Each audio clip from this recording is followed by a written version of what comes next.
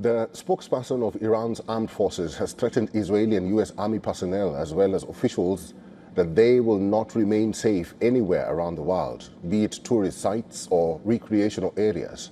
The warning comes after killing of IRGC spokesperson Ali Mohammed Naini in the U.S. and Israeli strikes. Now, according to a statement read on Iranian state television, Iran's armed forces spokesperson Abolfazl Shekarchi says that the IRGC was keeping a close watch on enemy officials, commanders, pilots and soldiers. Shekarchi asserted that promenades, resorts and tourist centers in the world will no longer be safe for the enemy, adding that Iran would make the adversary pay for their actions.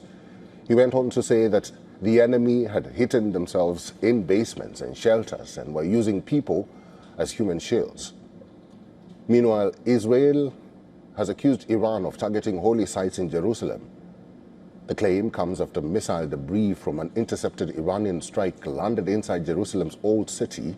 The strike occurred just about 400 meters from two major religious landmarks, the Western Wall and the Al-Aqsa Mosque compound on the Temple Mount.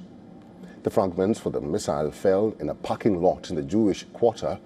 The impact caused localized damage, but no major casualties were reported.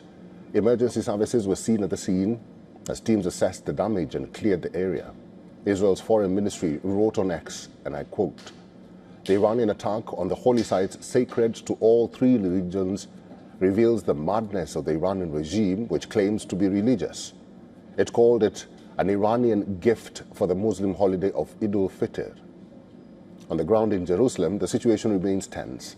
Early on Friday, hundreds of Muslim worshippers gathered near the gates of the old city for Eid prayers. Clashes broke out between worshippers and police as restrictions continued. Israeli authorities have kept the old city and its holy sites closed to the general public. Entry is currently limited to residents and shop owners. The restrictions have been in place since the start of the war on February 28th, citing security concerns.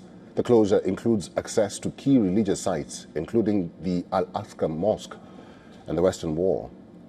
The U.S.-Israeli war on Iran is in its third week with no end in sight. The critical Strait of Hormuz, through which 20% of the world's oil and liquefied natural gas flows, remains largely closed, raising energy prices and fears of inflation.